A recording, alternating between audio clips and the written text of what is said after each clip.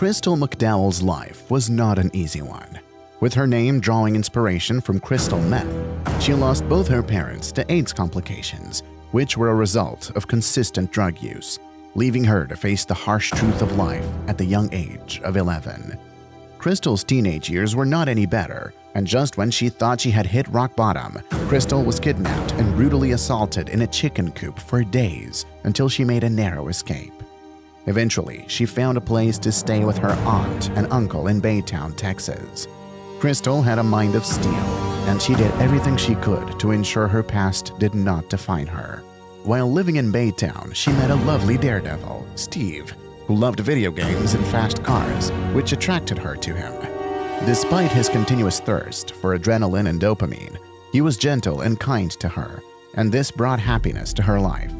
She was so much at peace that her friends started to notice the positive change in her life. Crystal and Steve started traveling the world shortly after she started working as a flight attendant for ExpressJet, creating memories together. The fairy tale continued, and Steve popped the question and they got married, with the reunion giving them 2 beautiful children, Madden and Maui. Crystal and Steve had a perfect life to everyone around them. To outsiders, their life seemed ideal. But there was a crack. Beneath the surface, Crystal was not happy in her marriage, and after being married for 10 years, she decided to get a divorce, but Steve had a different opinion. Crystal was forced to stay with Steve and the kids while waiting for her new house to be built, with a fresh start at the back of her mind. It was 2017, and Crystal was 37 years old, and she had built a reputation for herself in the real estate business, still anticipating her new home. On the 25th of August, she planned to watch the McGregor vs. Mayweather boxing match with her family, and everyone was expecting her. At first, the late arrival didn't raise any alarm, and it was seen as a normal thing since she was a working mom. And when she did not respond to calls and texts, her family decided to get worried. 24 hours passed and no one had heard from her, so her family reported her a missing person to the Chambers County Sheriff's Police Department. Her husband, Steve, was interrogated by a deputy, and he mentioned Crystal had another partner whom she started seeing after their separation. He also claimed that she would disappear without telling him where she was going. However, something about the way Steve spoke made the deputy suspicious, making him call for backup. When backup arrived, the detective noticed something strange. Steve still had his wedding ring on, despite being divorced. Although Steve seemed cooperative and calm, that wedding ring just seemed off, and the district attorney had to step in. After some investigation, the DA suspected something strange, especially because Steve and Crystal were still living together when she had a new boyfriend. Then the detective had an idea to explore the new relationship and find a link to Crystal's disappearance. As the investigation continued, the detectives discovered that on the 24th of August, Crystal spent her evening with Paul Hargrave, the manager of a local jewelry store. Paul was interrogated and told the detectives that they spent the night together, and Crystal returned to his house but left the next morning while he took a shower. To back up this story, he showed the detectives some security footage of her leaving in a black Mercedes at 7:35 in the morning on August 25th. Steve and Paul became prime suspects in the disappearance of Crystal, but the detectives didn't rule out other possibilities. Further investigation was done, and it was discovered that Crystal was a lot more unfaithful than perceived. She had several extramarital affairs with male and female flight attendants and pilots, but the detectives were not able to connect these affairs with how she disappeared. The search hit a major roadblock when Baytown was terrorized by Hurricane Harvey, causing serious flooding and destruction of property. The sheriff's department focused more attention on cushioning the blow of the hurricane, making Crystal's case grow a bit cold.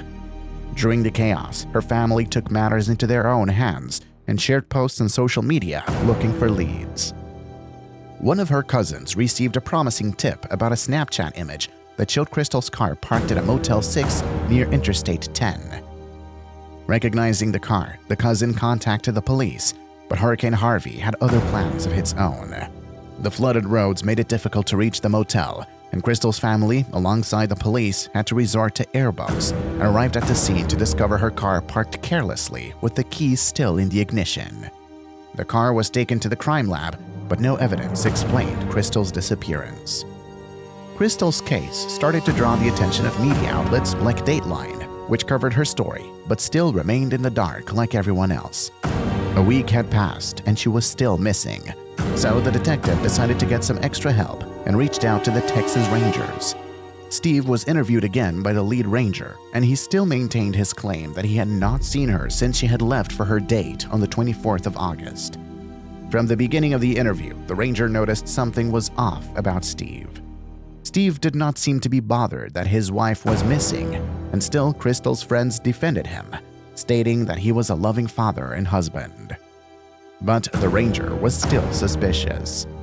To clear his doubts, the ranger asked Steve to take a lie detector test, to which he agreed, and he seemed really confident that he was innocent. However, the results were shocking, as Steve failed terribly, making everyone suspicious about his involvement in his wife's disappearance. Paul also failed a polygraph test, and the DA started to suspect a conspiracy.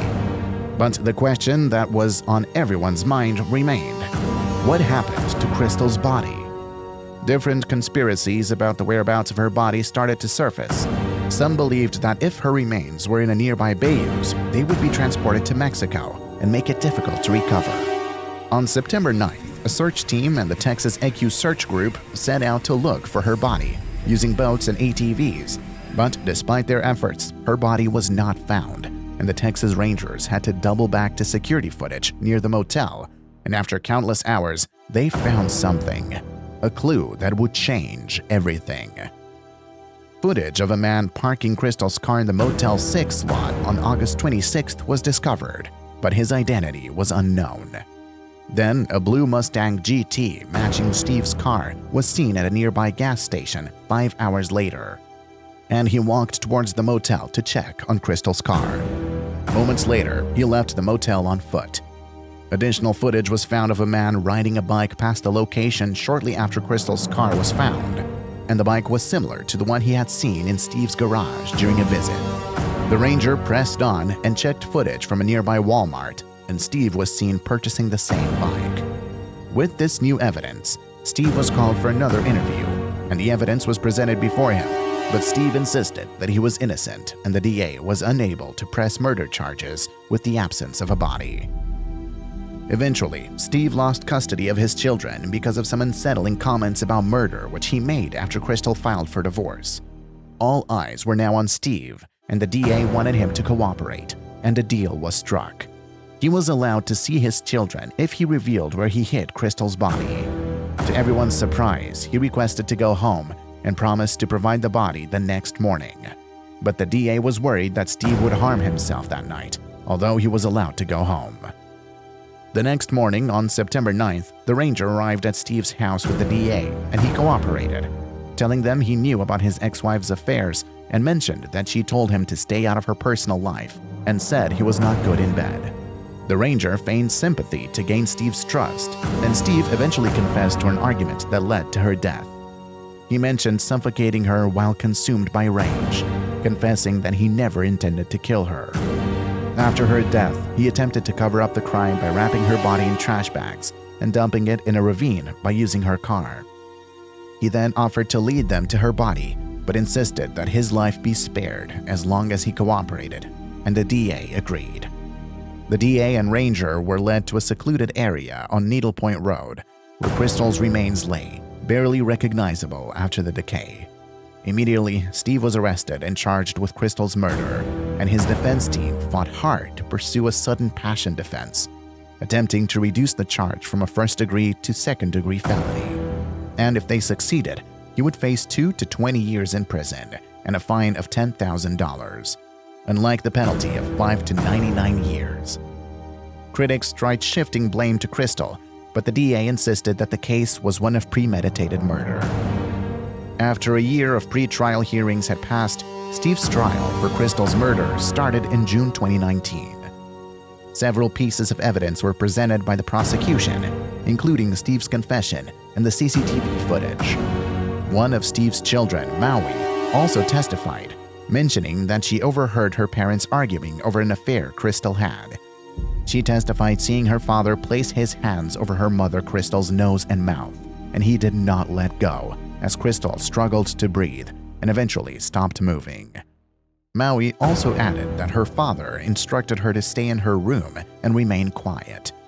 Although the story was straightforward, the defense stated the story was unreliable, but Steve testified, claiming the situation escalated during an argument and he tried restraining Crystal through a bear hug, but she went unconscious in his arms.